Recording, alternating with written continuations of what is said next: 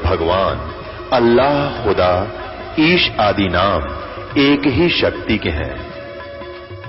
वो कैसा है, कहां है, कैसे मिलता है, किसने देखा है? ये प्रश्नवाचक चिन्ह पूर्ण रूप से हटाने के लिए अवश्य सुनिए जगत गुरु तत्वदर्शी संत रामपाल जी महाराज के अमृत वचन, सर्व पवित्र धर्मों के पवित्र शास्त्रों के आधार पर। सत साहिब दर्शकों, मनुष्य भक्ति इसलिए करता है ताकि उसे अपने जीवन में शारीरिक कष्टों और परेशानियों से छुटकारा मिल सके। लेकिन जब भक्ति के इतने प्रयासों के बावजूद भी उसके कष्ट कम होने की बजाय लगातार बढ़ते जाएं, तो क्या हो? दर्शकों, कुछ ऐसी ही कहानी थी हरियाणा के निवासी सुभाष चंद्र वर्मा जी की। सुभाष जी ने अपने जीवन में कई प्रकार की भक्ति साधनाएं अपनाई। इन्होंने व्रत उपवास किए, मंदिरों में दर्शनार्थ भी गए और अनेकों देवी देवताओं के मंत्रों का जाप भी किया। लेकिन अफसोस, इतनी साधना और प्रयासों के बावजूद इनके जीवन की परेशानियां और बीमारियां दिन ब दिन बढ़ती ही गईं। लेकिन दर्शकों, आज सुभाष जी का कहना है कि जब से मैंने संत रामपाल जी महाराज द्वारा दी गई भक्ति साधना को अपनाया है और उनसे नाम दीक्षा ली है, तब से मेरा जीवन पूरी तरह बदल गया है। दर्शकों, आखिर सुभाष जी ऐसा क्यों कह रहे हैं? आखिर संत रामपाल जी महाराज ने इन्हें ऐसा कौन सा दिव्य ज्ञान दे दिया जिससे इनकी परेशानियां और परिवार के सदस्यों की लाइलाज बीमारियां छूमंतर हो गईं? आखिर इसके पीछे की सच्चाई क्या है? आइए सुनते हैं सुभाष जी की कहानी उन्हीं की जुबानी। नमस्कार जी। नमस्कार सर। सर, क्या नाम है आपका? मेरा नाम सुभाष चंद्र वर्मा है जी। सुभाष जी कहाँ के रहने वाले हैं आप? मेरा गांव कुलेरी, जिला हिसार, हरियाणा से हूँ। सुभाष जी, संत रामपाल जी महाराज से नाम दीक्षा आपने कब ली? मैंने सर संत रामपाल जी महाराज से 18 अप्रैल 2019 को ली थी। सर, संत रामपाल जी महाराज से नाम दीक्षा लेने से पहले क्या आप कोई भक्ति साधनाएं भी करते थे?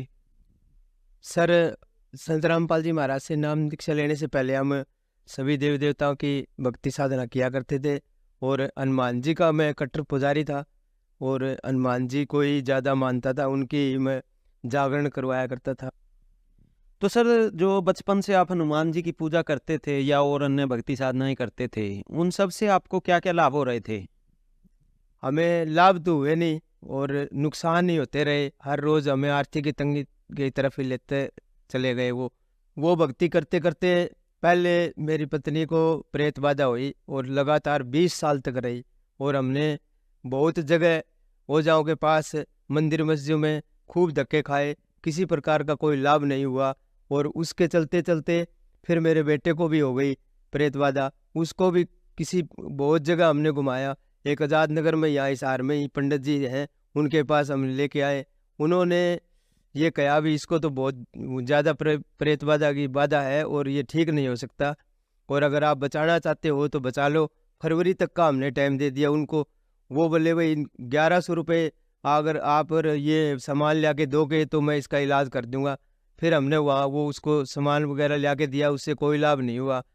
और फिर आर्थिक तंगी बहुत ज़्यादा हो गई, हमारे पास किसी प्रकार का कोई चारा नहीं रहा। इस तरह चलते चलते हम दुख हो गई और बढ़ते चले गए। तो सर, आप बता रहे हैं कि जब आप पहले हनुमान जी की भक्ति साधनाएं करते थे, उनसे आपको कोई लाभ तो नहीं हो रहा था, लेकिन नुकसान ही नुकसान हो रहे थे। आपकी पत्नी में पहले 20 साल प्रेत बाधा रही और उनका आप इलाज करवाते रहे, फिर आपके बेटे को भी प्रेत बाधा हो गई और इन सब के चलते हुए आपके आर्थिक तंगी भी हो गई। तो फिर संत रामपाल जी की जानकारी आपको कैसे हुई? सर, संत रामपाल जी महाराज की जानकारी हमें, मेरी एक सिस्टर है सबसे छोटी, उन्होंने नाम दीक्षा ले रखी है परमात्मा संत रामपाल जी महाराज से, और वो मेरे पास आए। उन्होंने बताया कि भाई ऐसे ऐसे हैं संत रामपाल जी महाराज इस धरती पर आए हुए हैं, उनसे आप नाम दीक्षा ले लो, आपको बहुत सारे लाभ होंगे। और उन्होंने बताने के बाद हम फिर मेरे मम्मी पापा आए, वो हमको शिवानी आश्रम में नाम दीक्षा के लिए लेके गए। वहाँ से हमें संत रामपाल जी महाराज से नाम दीक्षा मिलेगी। तो सर, जब आपने संत रामपाल जी महाराज से नाम दीक्षा ले ली, क्या उसके बाद आपको कोई लाभ भी प्राप्त हुए? जी सर, सबसे पहले तो हमें सच्चा ज्ञान मिला, आध्यात्मिक ज्ञान मिला जी। और दूसरी बात ये से संत रामपाल जी महाराज से जुड़ने के बाद मेरी पत्नी की और मेरे बेटे की प्रेत बाधा दूर हो गई। और आर्थिक तंगी भी हमारी बहुत ज़्यादा थी, हमारे पास खाने के लाले थे जी। संत रामपाल जी महाराज से जुड़ने के बाद हमारे पास वो भी आर्थिक तंगी भी दूर हो गई। और एक हर दिन नया रोज भक्ति की तरफ हम बढ़ते चले गए और हमारी आर्थिक तंगी दूर हो गई, घर भी बन गया और धीरे धीरे बहुत सारे लाभ होते रहे जी। फिर संत रामपाल जी महाराज से नाम दीक्षा लेने के बाद मेरे पास कोई साधन नहीं था, गुरुजी ने हमें वो भी एक साधन उपलब्ध करवाया और उससे मेरा काम बढ़ता चले गया। फिर हमारा वो बेटा था वो भी ठीक हो गया। वो हम सबको गुरुजी की दया से बहुत सारे लाभ हुए। दिन भर दिन हर रोज़ मैं कितने लाभ गिनाऊं उस मालिक से, आप दिन खत्म हो जाए इतना लाभ मेरे को होया। परमात्मा सतगुरु संत रामपाल जी महाराज इस धरती पर एक कबीर साहिब के रूप में आए हुए हैं और वो अपने बच्चों को बहुत कुछ प्रदान कर रहे हैं, वो आध्यात्मिक ज्ञान दे रहे हैं। उनकी भक्ति जो भी भक्त करता है सारे संकट दूर हो जाते हैं। परमात्मा ऐसे है कि अपने भक्त पर 24 घंटे विश्वास बनाए रखने से वो मालिक उनका सब कुछ दुख दूर कर देते हैं। संत रामपाल जी महाराज की दया से हमें एक लाभ और हुआ और वो लाभ कोरोना के टाइम का है, जब नाम लेने से हमें 1.5-2 महीने हुए थे जी। तो उस समय मेरे पास कोई फ़ोन नहीं था किसी प्रकार का घर में, तो हमारे पास वो स्कूल में बच्चों को मोबाइल उपलब्ध करवाने के लिए मैडम ने बोल दिया था। तो बच्चे बोले भाई पापा मेरे को मोबाइल चाहिए, तो हमारे पास पैसे भी नहीं थे, आर्थिक तंगी थी। संत रामपाल जी महाराज की दया से हम नाम लेने के बाद महीना ही हुआ था, उसके बाद हम वो बाज़ार से मोबाइल लेने के लिए गए तो वहाँ कोरोना के कारण बाज़ार बंद था और मोबाइल नहीं मिल रहे थे। तो हम वहाँ मोबाइल जब लिए तो मेरे पास 4,000 रुपये थे भगत जी। जैसे ही वो दुकान खोली उन्होंने शटर बंद करके कह दिया भाई हमारे पास तो एक मोबाइल है वो 9,000 रुपये का है। तो हमने कहा जी हमारे पास तो पैसे सिर्फ 4,000 रुपये ही है। जैसे तैसे करके वो बोले भाई देख लो एक बार, आप 2-4 दिन के बाद कर देना। तो हमने कहा जी पैसे नहीं है, बस यही है, वो छोटा कोई मोबाइल दे दो। तो वो बोले भाई दिखाओ मोबाइल। हमने जैसे मोबाइल देखा तो वो 9,000 का मोबाइल था। वो बोले भाई पैसे दो 4,000, बाकी आप फिर दे देना। तो जैसे हमने वो पैसे निकाले तो संत रामपाल जी महाराज की दया से वो पैसे पूरे 9,000 निकले। संत रामपाल जी महाराज की दया से हमारे वो भी लाभ बहुत हुआ। उसके बाद मेरे पिताजी का भी एक लाभ है भगत जी। मेरे पिताजी का पेशाब बंद हो गया था और वो उनको अचानक ऐसा बहुत ज़्यादा दर्द तकलीफ हुआ। हम जैसे ही हॉस्पिटल में ले गए, डॉक्टर बोले अब इतना पैसा लगेगा। तो उनकी पूरी रिपोर्ट भी हमारे पास है और मेरे पिताजी का पेशाब बंद हो गया। उसकी मतलब वो पेशाब की नली थी वहाँ से बिल्कुल ब्लॉक हो गया था। डॉक्टर बोले बेटा ऑपरेशन होगा। मैंने कहा डॉक्टर साहब कर दो। तो वो बोले जी अभी 1 मिनट में नहीं होगा, टाइम लगेगा। तो गुरुजी की दया से सुबह गए थे हम 9 बजे और रात के 9 बज गए थे। मैंने संत रामपाल जी महाराज का सिमरन शुरू कर दिया और वो उनको ओटी में ले गए। सिर्फ 15 मिनट में ही उनका ऑपरेशन हो गया जी। ऐसे भी बहुत सारे लाभ हुए गुरुजी की दया से हमें। तो सर संत रामपाल जी से नाम दीक्षा लेने के बाद आपकी बेटे की प्रेत बाधा दूर हुई, आपकी पत्नी की प्रेत बाधा दूर हुई, उसके अलावा आपको आर्थिक तंगी जो थी वो भी दूर हो गई, तो बहुत से लाभ आपको प्राप्त हुए। तो जो श्रद्धालु आज आपको देख रहे हैं आप उन्हें क्या संदेश देना चाहेंगे? सर संत रामपाल जी महाराज की दया से मैं तो क्या संदेश दूंगा, मैं तो सभी बहन भाइयों से हाथ जोड़कर प्रार्थना ही कर सकता हूँ कि इस धरती पर सतगुरु संत रामपाल जी महाराज आए हुए हैं और वो उनका ज्ञान सुनो, उनकी पुस्तक ज्ञान गंगा पुस्तक प्राप्त करके वो पढ़ो। और चैनल पर सत्संग आता है, वहाँ सतगुरु संत रामपाल जी महाराज के प्रवचन सुनो और संत रामपाल जी महाराज से नाम दीक्षा लेके अपना कल्याण करवाएं। सर संत रामपाल जी महाराज से नाम दीक्षा कैसे ले सकते हैं? संत रामपाल जी महाराज का बहुत सारे चैनलों पर सत्संग आता है और वहाँ एक पट्टी चलती है, उन पर नंबर चलते हैं, उन नंबरों पे आप कांटेक्ट करें। नज़दीकी नामदान सेंटर का पता करके वहाँ नज़दीकी नाम सेंटर पर जाकर संत रामपाल जी महाराज से नाम दीक्षा ले सकते हैं। धन्यवाद सर। सत साहिब। दर्शकों, अभी आपने सुने संत रामपाल जी महाराज से दीक्षा प्राप्त करके सुखी हुए भक्त के अनुभव। अब देखिए जगत गुरु तत्वदर्शी संत रामपाल जी महाराज के मंगल प्रवचन।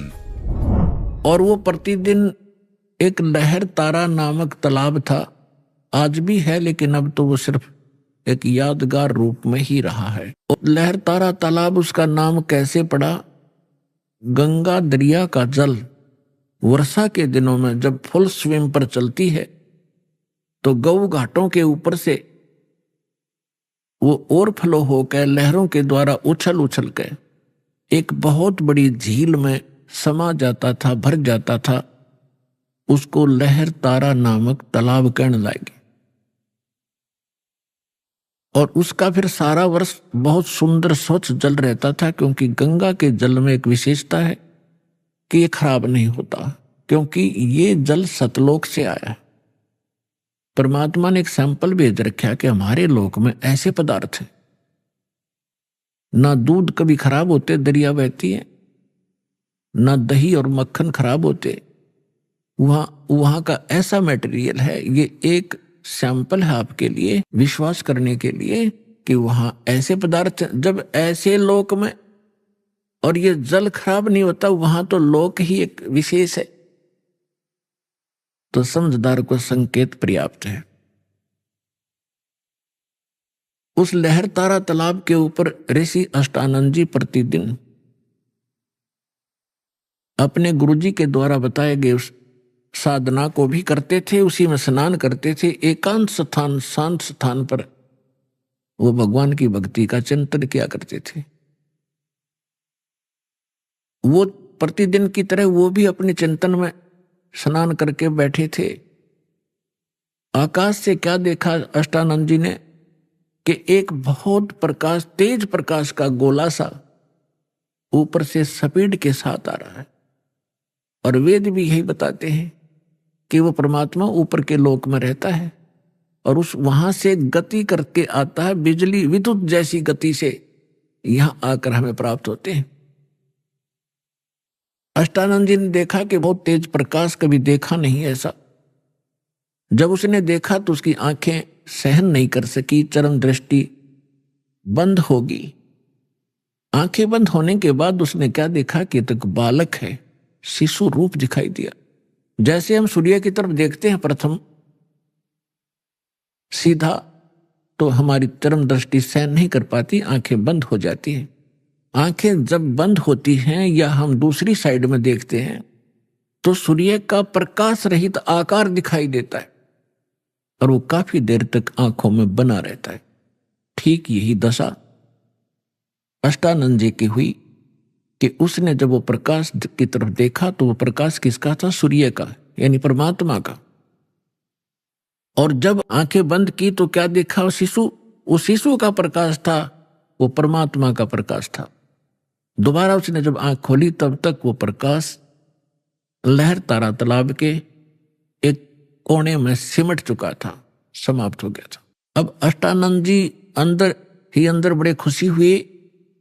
उसने सोचा कि शायद आज मेरी कोई भक्ति की विशेष उपलब्धि मुझे हुई है और इसके बारे में अपने गुरु जी को बताऊंगा। वो उठकर चले गए। अपने गुरु रामानंद जी से कहा कि स्वामी जी, आज मैंने ऐसे ऐसे एक अजीबोगरीब घटना मेरे साथ हुई। हे प्रभु, ये मेरी भक्ति की उपलब्धि है या कोई मेरा भ्रम है? स्वामी जी ने कहा कि बेटा, ये न तेरी भक्ति की उपलब्धि है और न ही तेरी कोई भ्रम है। ऐसी लीला उस समय होती है जब ऊपर के लोक से कोई परम शक्ति या देवता लोग यहां पृथ्वी पर आकर के जन्म लेते हैं। किसी मां के गर्भ में प्रवेश किया होगा उन्होंने। ये तारे से जब टूटते हैं तो उसने बताया कि ऐसे लक्षण हैं। और वो कुछ दिनों में यहां इस काशी बनारस में किसी मां से जन्म लेकर के वो दिव्य शक्ति अपना कोई कार्य करने के लिए ऊपर के लोकों से आते हैं। अब जितना स्वामी जी ने ज्ञान था अपने शिष्य का समाधान किया, शिष्य संतुष्ट हुआ। अब इन ऋषि महर्षियों ने वही भगवान देखे हैं जो मां से ही जन्म लेते रहे। श्री राम, श्री कृष्ण और बाकी 18, 25, 2, 8, 9 जो बताते हैं ये ऐसे आते। लेकिन ये भगवान वो है जो कभी मां से जन्म नहीं लेता, सबके जन्मदाता है, सबके विधाता है। उधर से नीरू और नीमा नाम के 2 पति पत्नी थे मुसलमान, वो उसी जन्म में वो ब्राह्मण थे। गौरी शंकर पुरुष का नाम था, सरस्वती उसकी पत्नी का नाम था। गौरी शंकर भगवान शंकर के बहुत ज्यादा उपासक थे और नेक आत्मा ब्राह्मण थे। अन्य ब्राह्मण रोजी रोटी के लिए, निर्वाह के लिए मिसगाइड करते थे, दक्षिणा आदि कुछ अटपट करके ग्रहण करते थे। तेरा पितर ऐसे रुष्ट हो गया है, इतने पैसे चढ़ा दे, ऐसा पाठ करवा दे। वो ऐसा नहीं करता था। वो केवल शिव जी की कथा सुनाते थे शिव पुराण से, और जो भी उसकी दक्षिणा आती थी अपने निर्वाह के लिए रखकर बाकी शेष भंडारे में लगाते थे। तो उनके अनुयायी बहुत अच्छे तरह परिचित थे कि बिल्कुल निष्पक्ष कथाएं करते हैं, निस्वार्थ कथाएं करते हैं, जिस कारण से उनकी काफी प्रसिद्धि काशी में हो रही थी। और अन्य जो नकली ब्राह्मण थे रोजी रोटी वाले, वो उससे घनी ईर्षा करते थे कि ज्यादा लोग इनको पसंद करने लगे, हमसे दूर होते जा रहे हैं। इस बात से मुसलमान काजी मुल्ला पीर खूब परिचित थे कि गौरी शंकर से अन्य जो धर्म गुरु हैं ब्राह्मण, ये अक्षुब्ध हैं और ये हिंदू धर्म का प्रचार घना कर रहा है। इसलिए उन्होंने बाई फोर्स गौरी शंकर सरस्वती को मुसलमान बना दिया। मुसलमान कैसे बना दिया? अपना जूठा पानी करके गली में खड़ा होकर और उनके ऊपर फेंक दिया, उनके कपड़े में फेंक दिया और उनके मुंह में डाल दिया। तो अन्य जो ब्राह्मण थे वो तो इसी दाव में थे। किसी दिन यूं फंसे, सबने मुनादी करा दी, गौरी शंकर मुसलमान बन गया है, उसको जाति से डाल दिया है, उसका गंगा में स्नान करना बंद कर दिया। अब सारे हिंदू उनसे बाइकाट कर गए, तो वो विवश हुआ। उनका नाम रख दिया नूर अली गौरी शंकर का, और नियामत रख दिया उसकी पत्नी नीमा का, नियामत। तो इस प्रकार फिर अपभ्रंश करके उनको नीरू और नीमा करने लगे। अब पहले उनकी रोजी रोटी चलती थी कथा की दक्षिणा से, अब दक्षिणा मिलनी बंद होगी, रोजगार की समस्या हुई। उन्होंने एक सिंपल सा काम जिसमें कोई पैसा नहीं लगना था, ऐसा काम शुरू कर दिया कपड़ा बुनने का, और समय के बीत जाने पर उनको जुलाहा कहने लगे। नीरू नीमा निसंतान थे, उनका कोई संतान नहीं थी। 60-62 साल की उम्र उनकी हो चुकी थी। भले ही वो मुसलमान बन गए थे, लेकिन भगवान शंकर को दिल से भुला नहीं पाए थे। कोई भी आपत्ति आती थी या कोई विशेष कसक होती थी, भगवान शंकर को ही वो याद किया करते थे। भले ही वो मुसलमान रीति को भी निर्वाह कर रहे थे, उसको भी चल रहे थे। अपने आत्मा उनको संतान नहीं थी। अब जो उस समय एक ऐसी धारणा समाज में फैला रखी थी नकली ब्राह्मण गुरुओं ने कि जिसका संतान नहीं वो सबसे निकम्मी आत्मा है, उसकी सुबह सुबह दर्शन भी नहीं होने चाहिए। तो जिस कारण से जिनका संतान नहीं होती थी वो खूब समझते थे कि सामने वाला बाइकाट कर गया, गली बदल गया, रास्ता चेंज कर गया। मुझे देखकर वो बहुत कुड़ कर अपना जीवन व्यतीत किया करते थे। यानी संसार की परंपरा से उस व्यक्ति को जिसके संतान नहीं है वह सबसे मनहूस माना जाता था, और भगवान के अध्यात्म ज्ञान के आधार से वो परिवार, वो दंपति, वो पति पत्नी एक नंबर के हंस और पुण्यात्मा होते हैं। पुण्यात्मा का मतलब है कि उनका फाइनल मैच होता है जय सतगुरु मिल जाता है। वो उनका कहीं किसी से अब लेन देन नहीं रहा, ना पुत्र का ना पुत्री का संस्कार शेष है। और यदि उनको सतगुरु मिल जाए, भक्ति ठीक कर ले, उनका बेड़ा पार तुरंत हो जाए उसी जीवन में। अब ये ना समझना कि जिनका संतान है वह पुण्यकर्मी नहीं है, नहीं, जिनको सतगुरु मिल गए मनुष्य जीवन में, दोनों ही पार हैं, दोनों ही पुण्यकर्मी प्राणी।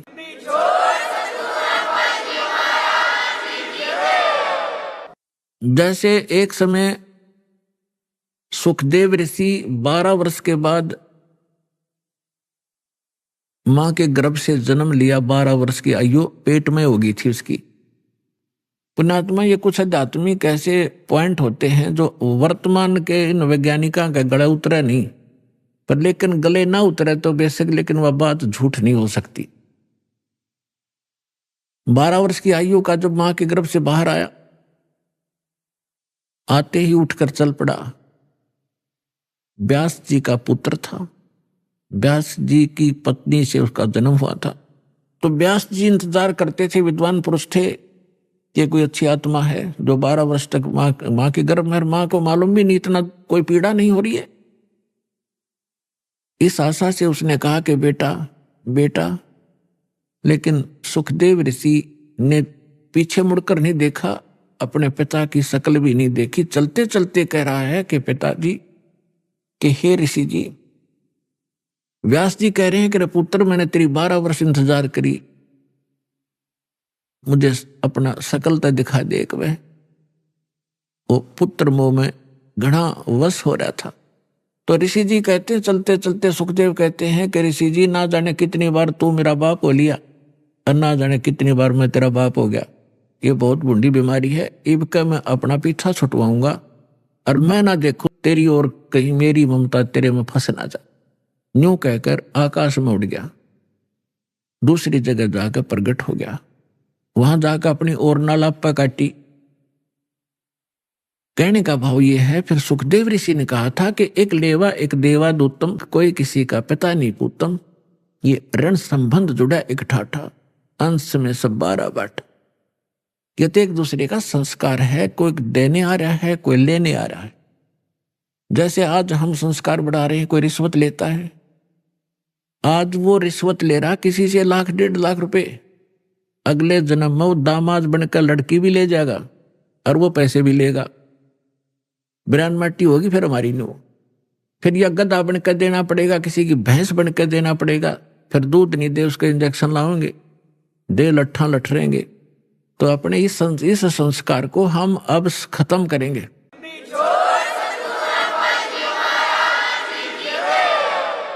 तो इस विष को हम तभी तक खा रहे हैं जब तक हमें ये विष दिखाई नहीं देता, हम पहचानने योग्य नहीं थे। और जब हम पहचानने योग्य हो जाएंगे कि ये विष है, उसके विषय में सुख संवेद में कहा है, जैसे कर का जहर का रंग होरी हो, कहो कौन तिस खावे राम रंग होरी हो।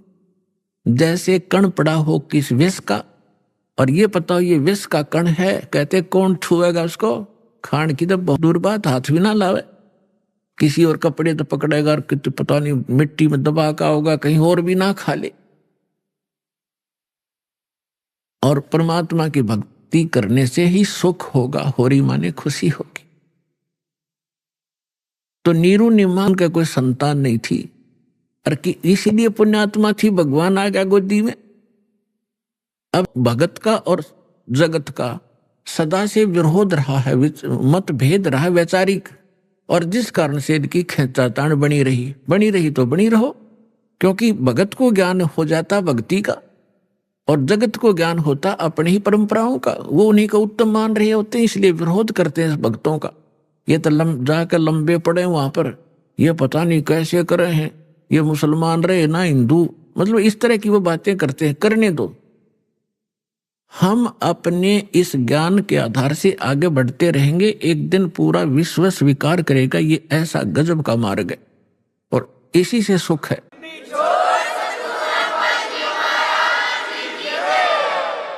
पुण्यात्माओं, ये भक्ति युग आ गया।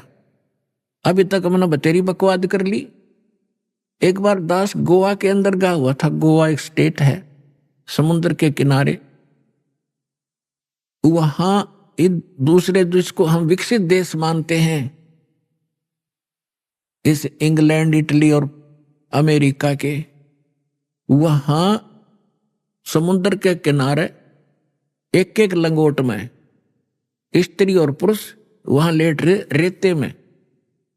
और हम वहां सत्संग किया था हमने गोवा में, और हम चले गए घूमने के लिए। तो उनको देख रहे और वो भी अच्छे ना लगे, तो वहां बता रहे थे कि ये क्या कहते हैं, क्यों हो हमें यहां आकर शांति मिलती है। और ये बड़े वहां सेठ हैं, बड़ी बड़ी कोठियां हैं, इनकी कार है बड़ी बड़ी। कलम देखो इनकी शांति तय उस रेत में, तो कोठी शर्मा मारोगे जहां अशांति है, क्या करोगे और कट्ठी और कारों की। आग अंगारे इकट्ठे कर रहे हैं और उसको विकास मानते हैं और उसको अपना बड़ी महिमा मानते हैं, और शांति मिल रेत में। तो आज से 50 वर्ष पीछे झांको, आपके दादे परदादे कैसे रहा करते थे, उस रेत में रहा करते थे, झोंपड़ियों में रहा करते थे, और कितना शांत जीवन जीते थे, कितना उनके चेहरे पर शांति और कितनी खुशी रहती थी।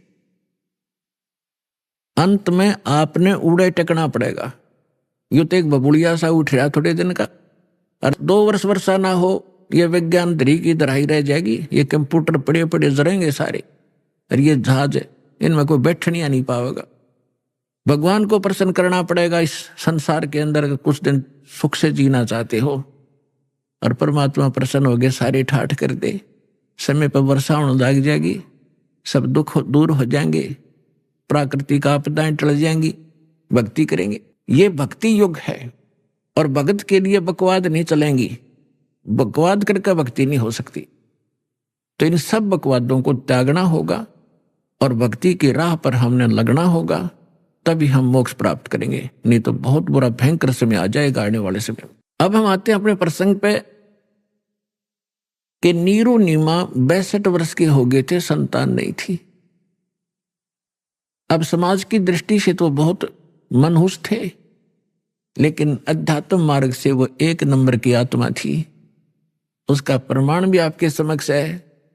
जिनकी गोदी में भगवान खेले, वो समर्थ शक्ति जिनको भटक रही हम खोजने के लिए जंगलों में बैठ के शरीर खत्म कर दिया हमने तपा तपा करके, लेकिन रास्ता ठीक ना होने से वो कहते ना गणत जांडी काटने का आड़ी तरीका था ही हमारा। गण से जांडी कटा नहीं करती हो, तो वही आरी चाहिए या तीखी को आड़ी चाहिए जिससे जांडी कटे।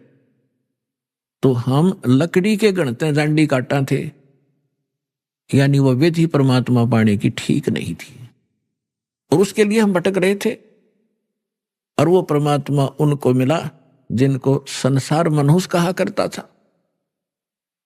अब समय जैसे तैसे वो व्यतीत कर लेते हैं, स्वयं तो जिनका संतान नहीं, लेकिन ये संसारिक व्यक्ति अपनी सोच से जब भी उनसे मिलते हैं कोई ना कोई इंजेक्शन लगा ही देते हैं कि एक संतान तो चाहिए थी, एक बालक तो चाहिए था घर में। तो कुछ भूल पड़े तो वो काल पड़न देता ना, किसी न किसी को भेज के उनके इंजेक्शन लगा दे। उस दिन भी, उससे पहले दिन उस नीमा का कोई रिलेटिव, कोई बहन आई थी, और उसने भी सारी रात यह चर्चा रखी, हे भगवान देखिए बलका बिना तो घर सुनना सुनना लग गए है, बच्चों बिना बता के जीवन है। अब उस माई का फिर वो इंजेक्शन लाएगी, वह चली गई, सारी रात रोई। सुबह वो क्या करते थे, नीरू और नीमा का गंगा में स्नान कराना बंद कर दिया था, क्योंकि मुसलमानों को हिंदू गंगा में गंगा घाट पर पड़ने नहीं देते थे। तो वो वहां स्नान ना करके लहर तारा तालाब में उसी गंगा के जल में प्रतिदिन स्नान करने जाया करते थे। उस दिन भी वो जा रहे थे। नीमा रो रही थी क्योंकि इंजेक्शन ताजे ताजे लगे थे, और रो रही बुरी तरह आंसू डाल रही थी कि हे भगवान शंकर, आपके घर में क्या बच्चों की कमी होगी भगवान, अपनी दासी को एक खिलौना दे देते, जग में मेरा भी गुजारा हो जाता, मुंह ऊपर न उठा कर मैं भी चल सकती। यूं कह के बहुत बुरी तरह रो रही थी। नीरू ने कहा, नीमा यदि हमारे भाग्य में होता तो भगवान पहले ही दे देता, आप रो मत। रो रो आंखें और खराब कर लेगी, बुढ़ापे में कोई हाथ पकड़ने वाला नहीं है। और आंखें तेरी रो रो कर नष्ट हो जाएंगी, तो मेरी बात मान, तो रो मत, सब्र कर। तो जैसे तैसे वो अपने बतलाते हुए नहर तारा तालाब पर पहुंच गए। अष्टानंद वहां से जा चुका था। पहले नीमा ने स्नान किया, स्नान करके उस तालाब से बाहर आ गई। फिर नीरू स्नान करने के लिए प्रवेश किया नीरू ने। अब नीमा ने फिर जो वस्त्र बांध कर वो स्नान किया था उसको धोने के लिए पुनः किनारे पर गई। पति नहा रहा था। से जून का महीना, गर्मी का मौसम था। तो नीमा ने क्या देखा कि एक कमल के फूल पर कोई वस्तु हिल रही है, पैर हिला रही। परमात्मा बालक शिशु रूप धारण करके और कमल के फूल पर विराजमान हुए और एक पैर को हिला रहे थे, एक पैर को हाथ में पकड़े हुए थे। नीमा ने सोचा, आइडिया सा लगाया कि कहीं सर्प ना हो। फिर ध्यान से देखा कि सर्प नहीं, ये तो बालक है। उसने अपने पति से कहा कि देखना जी, कमल के फूल पर बालक है, इसको उठाना जरा। अब नीरू नहा रहा था। अब उसने सोचा कि अब मेंटल वाली, इसका मानसिक संतुलन बिगड़ गया इन बालकों की चिंता कर करके। अब इसने इसको जल में भी बालक दिखाई देने लगे। नाता नाता कहता है कि नीमा, कुछ सब्र कर, कुछ संतोष कर, विश्वास कर भगवान पर। ये क्या रट लगा रखी है तेने बालक बालक वाली? तुझे अब जल में भी बच्चे दिखाई देने लगे, तू मान जा मेरी बात। नीमा फिर कहते, देखो जी मैं सच कह रही हूं। अब उसने एक विशेष कसक के साथ कहा, जिधर संकेत हाथ का करे थी उधर नजर गई स्नान करते करते नीरू की। उसे उससे थोड़ी दूरी पर था। उसने देखा सचमुच तो बालक है। कमल के फूल समेत तोड़कर अपनी पत्नी को थमा दिया। अपने आत्मा, जिस परमात्मा के लिए हम भटक रहे, जिसकी चर्चा करने से भी रोम रोम करना जाते हैं, और वो परमात्मा उस माई की गोदी में है, उसको कैसा सुख हुआ होगा, उसको कैसा महसूस हुआ होगा, उसका वर्णन किसी शब्दों में नहीं किया जा सकता।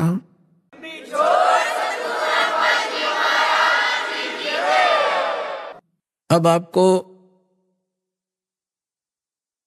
आदरणीय गरीबदास साहिब जी के द्वारा परमात्मा की महिमा की वाणी जो प्रकट हुई थी 12वें पंथ में, उसके आधार से आपको सुनाएंगे। जैसे तुलसीदास जी ने लाखों वर्ष पहले घटी घटना रामायण की, भगवान श्री राम और उनकी जो लीला थी, तो लगभग लाखों वर्षों के बाद उन्होंने दोबारा लिख दी चौपाइयों के माध्यम से। और बिल्कुल सत्य है, क्योंकि एक दिव्य दृष्टि प्रदान होती है भगवान की तरफ से प्राणी को।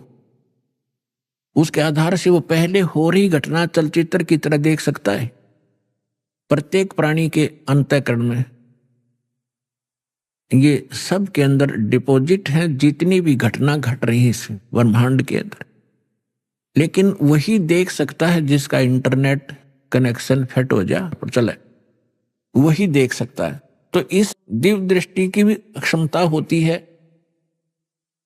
जैसे एक दूरदर्शी होती है 1 किलोमीटर तक देख सकती है, और एक दूरदर्शी होती है ऊपर के ग्रहों तक को देख लेती है।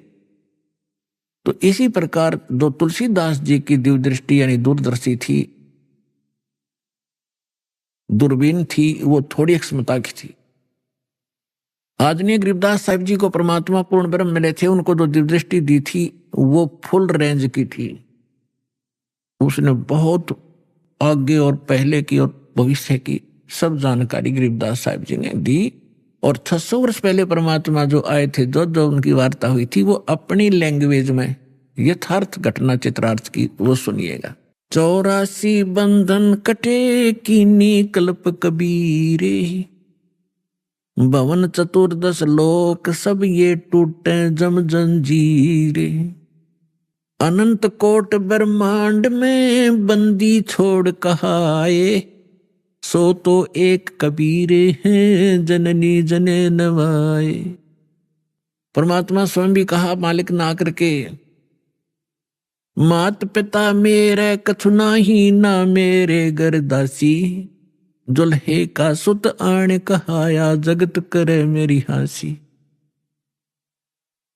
ना मेरा जन्म ना गर्भ बसे, रामन बालक बन दिखलाया।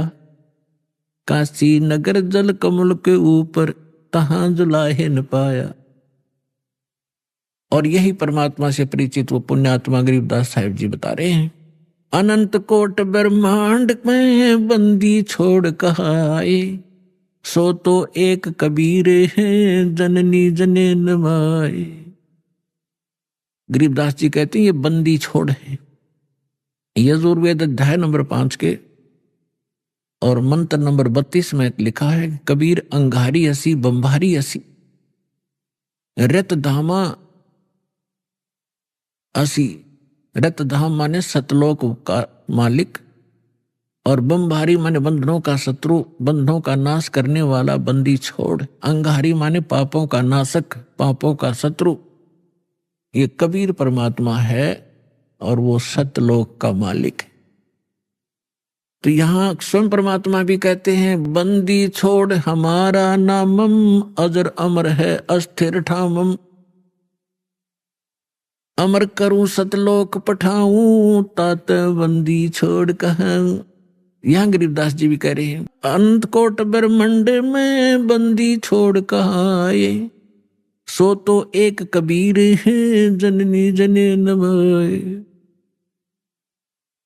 शब्द स्वरूपी साहेब धनी, शब्द से अंद सब माही, बाहर भीतर रम रहा जहां तहां सब ठाई।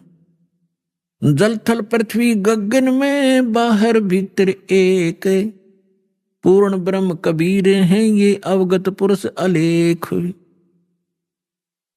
सेवक हो के उतरे इस पृथ्वी के माही, जीव उदाहरण जगत गुरु, बार बार बलि जाही।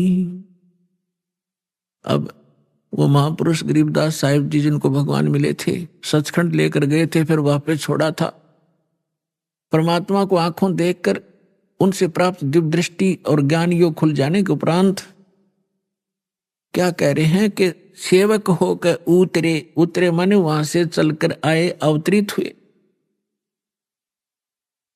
इस पृथ्वी के माही, दास बनकर आए, एक जुलाहा बनकर हमें दिखाया कि यदि तुमने मुक्ति चाहिए, इनकी यहां की बकवादों को देखकर अपने मूल उद्देश्य को भूलो मत।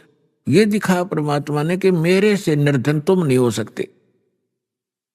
और मैं सत भक्ति करता था भगवान पर विश्वास करके, दिखाया करते थे हमें, वो खुद रिहर्सल कर रहे थे एक हमें समझाने के लिए। और फिर परमात्मा कहते हैं कि मेरे ऊपर एक ऐसी आपत्ति डाल दी थी इन लोगों ने, झूठी चिट्ठी लिख दी थी कि कबीर भंडारा करेगा। 18 लाख व्यक्ति आगे थे, ये साधु संत, और परमात्मा ने 18 लाख व्यक्तियों को, एक झोपड़ी में बैठे व्यक्ति, जनता की नजर में वो व्यक्ति थे, धानक और गरीब दुल्हा शूद्र थे। और अब पता चला, क्या चला, वो तो मालिक थे, लाल थे, पूरी सृष्टि के पालनहार थे। 18 लाख व्यक्तियों को 3 दिन तक मोहन भोजन खिला दिए, 36 व्यंजन खिलाए, लाडू, कचौड़ी, सेब, संतरे, काजू, किशमिश, जो भी जिसने जो खाद्य पदार्थ थी, और दही बड़े। 18 लाख व्यक्तियों को 3 दिन भोजन कराना, कलजा फट जा, राजा हिल जा देश का।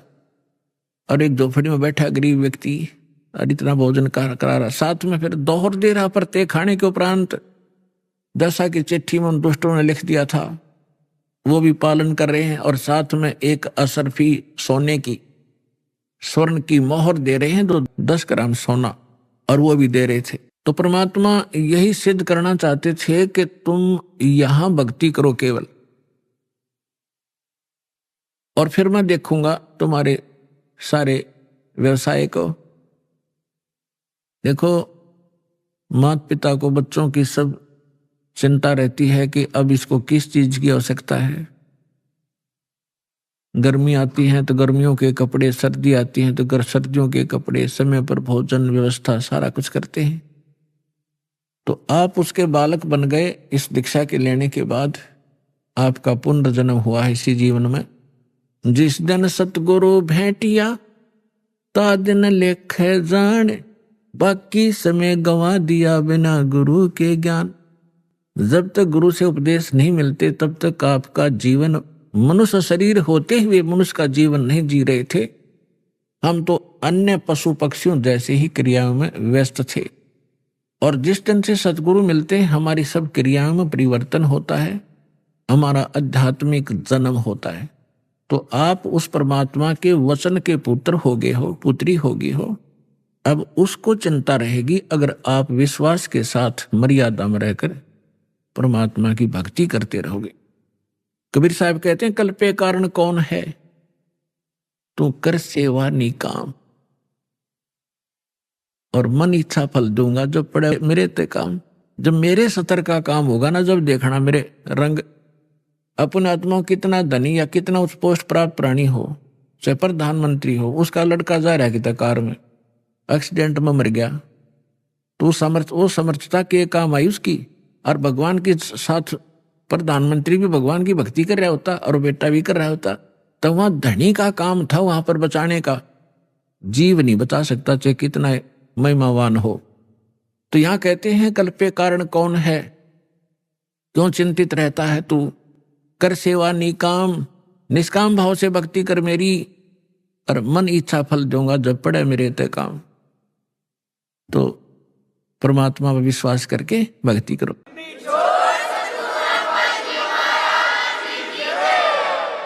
अब गरीबदास जी कह रहे हैं सेवक होके उतरे, यानी दास बनकर आए भगवान इस पृथ्वी के माही।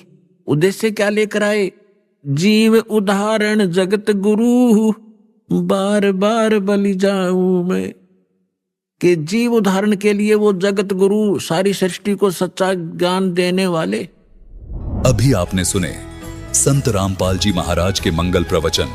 आइए अब सुनते हैं संत रामपाल जी महाराज से नाम दीक्षा लेकर सतभक्ति करके अद्भुत लाभ प्राप्त करने वाले अनुयायी के विचार।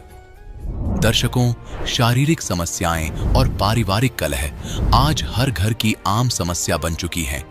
इसी समस्या के कारण आज लाखों घर बर्बाद हो चुके हैं। बिलासपुर छत्तीसगढ़ के निवासी चंद्रशेखर जी भी इन्हीं समस्याओं का सामना कर रहे थे। 31 साल तक चंद्रशेखर जी ने गायत्री परिवार द्वारा बताई गई भक्ति और साधना की, लेकिन इसके बावजूद उन्हें ना तो मानसिक शांति मिली और ना ही शारीरिक सुख। लेकिन आज संत रामपाल जी महाराज से नाम दीक्षा लेने के बाद इनका कहना है कि मैं पूर्ण रूप से सुखी हूं। आखिर संत रामपाल जी महाराज से नाम दीक्षा लेने के बाद लोगों को क्या प्राप्त हो जाता है जिससे उनकी सारी समस्याएं समाप्त हो जाती हैं? आइए सुनते हैं चंद्रशेखर जी की कहानी, उन्हीं की जुबानी। नमस्कार सर। नमस्कार सर। सर क्या नाम है आपका? चंद्रशेखर साहू। सर कहाँ के रहने वाले हैं आप? मैं जिला बिलासपुर छत्तीसगढ़ से हूँ सर। सर संत रामपाल जी महाराज से आपने नाम दीक्षा कब ली?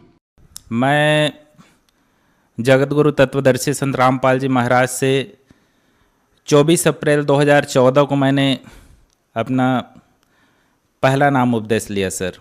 सर संत रामपाल जी महाराज से नाम दीक्षा लेने से पहले क्या आप कोई भक्ति साधना भी करते थे? जी सर, मैं संत रामपाल जी महाराज से दीक्षा लेने से पहले मैं वेद माता जो गायत्री परिवार ट्रस्ट है शांति कुंज हरिद्वार, वहाँ से जुड़ा हुआ था। मेरे पिताजी आज भी वहाँ के परिव्राजक हैं, जो गायत्री प्रज्ञापीठ शक्तिपीठ सब में वो विशेष समय देते हैं और मैं भी उनसे जुड़ा हुआ था। तो सर आप गायत्री कुंज से कितने साल तक जुड़े रहे? मैं 31 वर्ष तक के वेद माता गायत्री परिवार से जुड़ा रहा। तो सर आपने बताया कि आप 31 साल तक गायत्री परिवार से जुड़े रहे, तो हमारे दर्शकों को आप ये बताइए कि गायत्री परिवार में आप क्या भक्ति साधना करते थे और वहाँ पर क्या क्या होता था?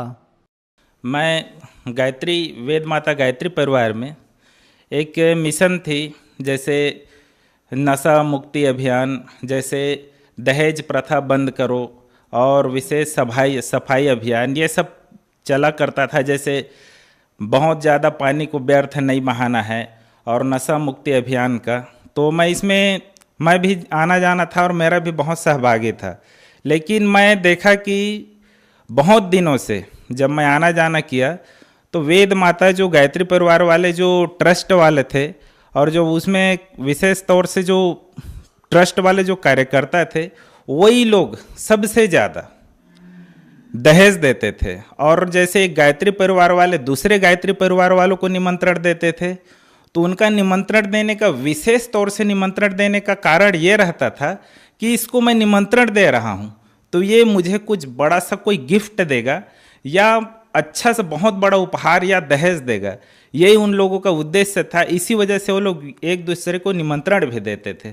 सर, आपने बताया कि आप 31 वर्ष तक गायत्री मंत्र का जाप करते रहे, तो उन सब साधनाओं से आपको क्या क्या लाभ मिले? मैं इस मिशन से जुड़ा हुआ था तो प्रतिदिन 5 माला जाप किया करता था।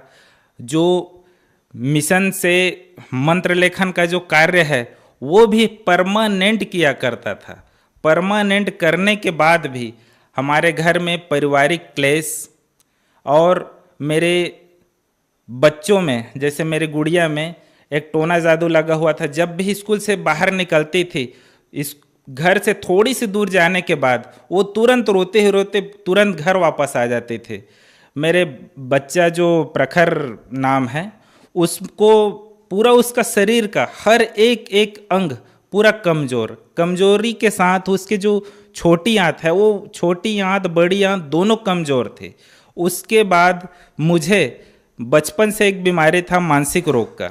मानसिक रोग था ही था, उसके साथ में मेरा जितना ही मंत्र लेखन करता था, गायत्री मंत्र जाप करता था, होता यह था कि मेरा ब्लड प्रेशर बढ़ता ही जाता था, पेट में दर्द अचानक बढ़ता ही जाता था, जो पेशाब में जलन है वो भी बढ़ता ही जाता था। पेशाब में जलन की वजह से ठंड में मुझे भरदरा, बहुत ज़्यादा ठंड में 12 बजे 2 बजे रात को अचानक पेशाब में जलन चालू हो जाता था।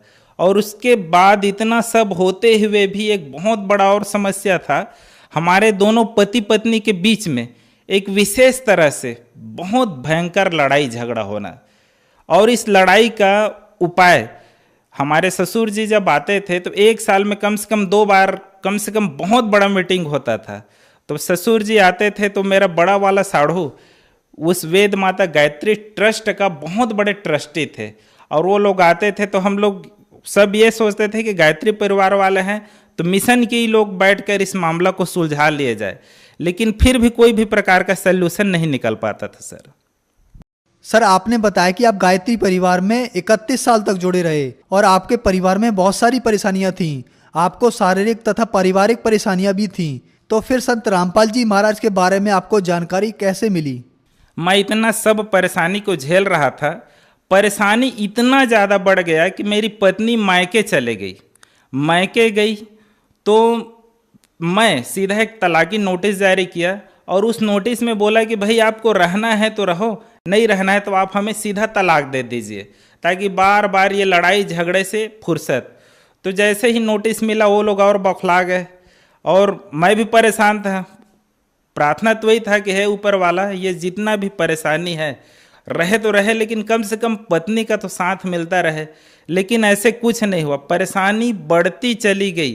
तभी मैं अपने तकलीफ़ के बारे में, जो हमारे एक मोहरा से भगत भाई है, उनके पास जब चर्चा किया तो वो बोले कि भाई सब ठीक हो जाएगा। तो मैं बोला कैसे ठीक होगा? तो बोले कि एक महान संत है, आप उनसे जुड़ जाइए, आप उपदेश ले लीजिए, उनसे जैसे ही जुड़ेंगे सब ठीक हो जाएगा। तो मैं बोला भगत जी आप ऐसे बात कर रहे हैं भाई साहब कि आप यूं ही बाजार का लड्डू है, ऐसे नहीं है। मैं बोला तलाक के लिए नोटिस जा चुका है, वो लोग भी पा चुके हैं, और इसमें कोई भी प्रकार का अच्छा जो हम पति पत्नी एक हो जाए ऐसी कोई भी प्रकार की कोई बात नज़र नहीं आ रही है। तो भगत जी बिल्कुल जिद करने लगे, अरे भाई आप पहले जुड़ो तो सही और उसके बाद देखो तो आपकी पत्नी कैसे आती है, देखो तो कम से कम क्या क्या चमत्कार होता है। मैं बोला भाई पत्नी तो पत्नी, मैं बोला बच्चों का भी तकलीफ बताया, मेरा पेट में जो गांठ है उसको भी बताया, दिमागी टेंशन उसको भी बताया, जो ये सब परेशानी है मस्तिष्क में, जो मेरा ब्लड प्रेशर बहुत हाई है उसको भी बताया। बोले कि आपको कुछ नहीं करना है, केवल जगत गुरु तत्वदर्शी संत रामपाल जी महाराज से केवल आप उपदेश लीजिए, उपदेश लेने के बाद केवल मात्र आप चमत्कार देखिए।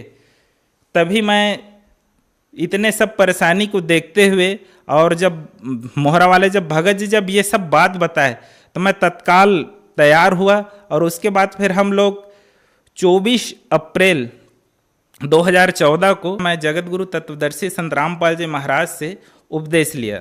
तो सर आपने संत रामपाल जी महाराज से 2014 में जब नाम दीक्षा ली, तो जैसा आपके दोस्त ने आपको बताया कि संत रामपाल जी महाराज से जुड़ने के बाद आपकी ज़िंदगी में चमत्कार होगा और आपकी ज़िंदगी भी बदल जाएगी, तो क्या आपके दोस्त की बात सच साबित हुई और क्या आपके जीवन में वैसे ही चमत्कार हुए जैसा कि आपके दोस्त ने बताया था?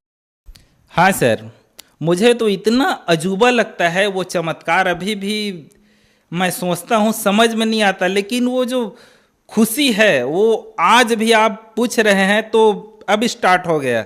जैसे ही मैंने गुरुजी से दीक्षा लिया, दीक्षा लेने के बाद जैसे ही अपने उस आश्रम में आके अपने स्थान में बैठा और जो मंत्र कार्ड दिया था, माला लेकर जैसे ही जाप करना चालू किया, पूरे मेरे एक एक रोम से कुछ अजीब सी शक्ति एकदम अचानक घुसती गई। मैं पड़ोस में मेरे बगल में बैठे हुए मेरे मित्र थे, मेरे जीजा जी थे, उनको भी बताया, जीजा जी देखो तो ये हो क्या रहा है। एकदम बाल खड़ा हो गए। बाल खड़ा होने के साथ साथ जितने भी शरीर में छिद्र है सब में एकदम शक्ति घुस रही थी। उसके बाद आप यकीन नहीं करेंगे, दीक्षा लेने से पहले एक और जबरदस्त चमत्कार हुआ। मैं जैसे ही दीक्षा लेने के लिए घर से जैसे ही कदम बढ़ाया, वैसे ही मेरा ब्लड प्रेशर इतना नॉर्मल हो गया, दिमागी टेंशन और दिमागी जो परेशानी थी एकदम नॉर्मल हो गई। मैं ट्रेन में जब बैठे जब जा रहा था, गोंडवाना एक्सप्रेस में मैं जा रहा था, तो उस दिन का अनुभव भी जबरदस्त था। एकदम मैं निश्चिंत था, एकदम निस्फिकिर, और शरीर में जो हड़बड़ाहट था जो ब्लड प्रेशर की वजह से, जो हाथ पांव में दर्द था, बिल्कुल नॉर्मल हो गई थी सर। जैसे ही 1 महीना हुआ, फिर तत्काल तुरंत 1 महीने बाद फिर तत्काल चला गया गुरुजी की, जगत गुरु तत्वदर्शी संत रामपाल जी की आश्रम में। जैसे ही आश्रम अंदर गया, गुरुजी आशीर्वाद दे रहे थे सबको, भक्तों की बहुत बड़ी लंबी लाइन थी। मैं उस लाइन के पीछे मैं भी हो गया। जब मेरी पाली आई, गुरुजी सबको आशीर्वाद दे रहे थे, सबके सर में हाथ रख रहे थे। तभी मैं बोला, जगत गुरु तत्वदर्शी संत रामपाल जी महाराज से, मालिक मेरी एक अर्जी है। गुरुजी कुछ आगे बढ़ गए थे, गुरुजी तुरंत पीछे आए, बोले, गुरुजी बोले, बोलो बेटा क्या बात है। मैं बोला, गुरुजी मेरी सब परेशानी तो बस आपकी दीक्षा लेने से दूर हो गई, एक परेशानी बची है मालिक। बोले, बोलो बेटे क्या परेशानी बची है। बोला, मालिक मेरी पत्नी अपने मायके में है और नोटिस जारी हो गया है तलाक का, क्या करूं परमात्मा, मेरे समझ में नहीं आ रहा है। तभी मालिक बोले, पहले बेटा उसको जाके ले आओ। तभी मैं गया और अपने ससुराल में जाके इस बात को रखा कि भाई मैं लेने आया हूँ। तो वो लोग तो मेरी स्थिति देख के और लड़ाई झगड़ा को देख कर पहले तो तैयार नहीं हो रहे थे। बोले कि भाई पहले आप 4 आदमी लेके आओ, उसके बाद ही हम भेजेंगे। फिर मैं गुरुजी से बरवाला आश्रम फ़ोन किया, तो बरवाला आश्रम से तत्काल बोले कि पहले लाओ उसको। तो वो लोग 4 आदमी बोले थे, मैं 12 आदमी लेके गया और तत्काल उनको लेके आया, मेरी पत्नी को लेके आया। तब से लेके आज तक के लगभग आज 5 वर्ष बीत चुके हैं। अभी तक के हमारे दोनों पति पत्नी के बीच में किसी भी प्रकार की कोई तनाव नहीं है। आज भी मेरे सास ससुर, मेरे साढ़ू, गांव वाले, माता पिता सब अचंभे में रहते हैं कि ये शेखर और ये बबली को हो क्या गया है कि दोनों इतने सुंदर बढ़िया ढंग से इतने परिवार चला रहे हैं, और ऐसी क्या बात है। तो हम उनको बताते हैं कि हम जगत गुरु तत्वदर्शी संत रामपाल जी से महाराज से दीक्षा लिए हैं और उन्हीं के सब कृपा से ये सब हो रही है। और आज हमारा परिवार जगत गुरु तत्वदर्शी संत रामपाल जी महाराज से दीक्षा लेने के बाद बहुत खुशहाली है, बहुत प्रेम है, बहुत स्नेह है। और जो मेरी गुड़िया है, जो जैसे ही घर से निकलती थी पढ़ाई के लिए, जैसे ही रास्ते पहुंचती थी, उसको एक कोई अचानक कोई शक्ति आता था, वो डरा देती थी, वो तुरंत वापस आती थी। तो आज जब से दीक्षा लिया हूँ किसी भी प्रकार की कोई समस्या नहीं है। मेरे बच्चे जो पेट में गर्भ से ही एकदम कमज़ोर पैदा हुआ था, तो कमज़ोर पैदा हुआ था तो उसके लिए भी गुरुजी से अर्जी लगाया, और अभी तक के मेरे लाडले जो प्रखर साहू है, अभी तक के किसी भी प्रकार की कोई तकलीफ नहीं है सर। अभी जो मेरी मानसिक स्थिति है, मैं जगत गुरु तत्वदर्शी संत रामपाल जी महाराज से जिस दिन से दीक्षा लिया, दीक्षा लेने के लिए जिस दिन मैं अपने घर से कदम बढ़ाया था, उसी दिन से मेरी नॉर्मल हो गई है स्थिति। नहीं तो आप मेरी पत्नी से, मेरे पड़ोसी से आप पूछ सकते हैं, बचपन में बहुत मैं चिल्लाया करता था और स्थिति तो इतनी ज़्यादा बिगड़ गई थी, मेरे घर में मेरे टेबल में दोनों हाथ पैर को बांध कर रखा जाता था और न जाने बल इतना ज़्यादा हो जाता था, उसको भी मैं तोड़ डाला था। लेकिन जगत गुरु तत्वदर्शी संत रामपाल जी की महाराज की दया से अभी तक के जब से मैंने दीक्षा लिया हूँ ऐसा कोई समस्या नहीं आया है।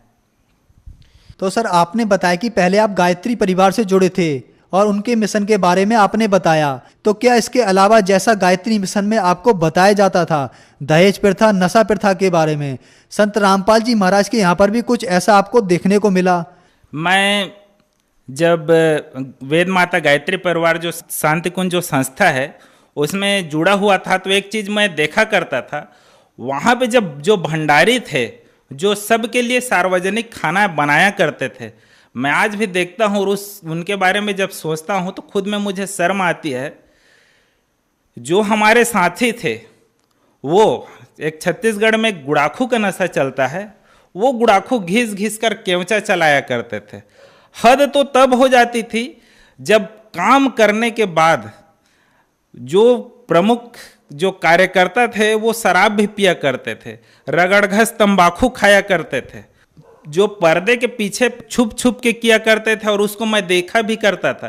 तो मैं सोचता था कि जब ये वेद माता गायत्री परिवार से जुड़े हैं तो इनको ये जो वेद माता गायत्री है इनके ऊपर चमत्कार क्यों नहीं करते हैं। मुझे एक और चीज़ देखने को मिला, वहाँ पे हर जगह केवल चंदा, मात्र चंदा और रसीद, और उसके हिसाब से मैं जगत गुरु तत्वदर्शी संत रामपाल जी महाराज के मिशन से जुड़ा हूँ। और आज जब आश्रम में जाता हूँ, यहाँ पे किसी भी प्रकार की कोई चंदा या रसीद, बिल बुक कुछ नहीं है। यही सब चीज़ मुझे बड़ा अच्छा लगा। आज मैं इस मिशन जगत गुरु तत्वदर्शी संत रामपाल जी के संस्था से जुड़ा हूँ। जब से उपदेश लिया हूँ मैं एक चीज़ देख रहा हूँ, खासकर हजारों लड़कियाँ बिना दहेज के दहेज मुक्त शादी कर रहे हैं। यहाँ पे जितने भी लड़के हैं जो भगत हैं, किसी भी प्रकार की नशा करना तो दूर, नशे की किसी भी प्रकार की मदद भी नहीं करते। सर संत रामपाल जी महाराज से अगर कोई जुड़ना चाहे तो कैसे जुड़ सकता है? जगत गुरु तत्वदर्शी संत रामपाल जी महाराज का कार्यक्रम बहुत से टीवी चैनलों में चल रहा है। उस टीवी चैनलों के नीचे में एक पट्टी चलती रहती है जिसमें नामदान केंद्र का नंबर और जो आश्रम का नंबर है वो नंबर चलता रहता है। आप उसमें संपर्क कीजिए और आपको तत्काल संपर्क होने के बाद वहाँ पे जो भाई साहब हैं, जो भगत भाई हैं, वो आपको जगत गुरु तत्वदर्शी संत रामपाल जी महाराज के नज़दीकी नामदान केंद्र का पता बताएंगे और आप भी इस मिशन से जुड़कर पूर्ण रूप से शांति और मोक्ष को पा सकते हैं। धन्यवाद सर। नमस्कार भाई साहब।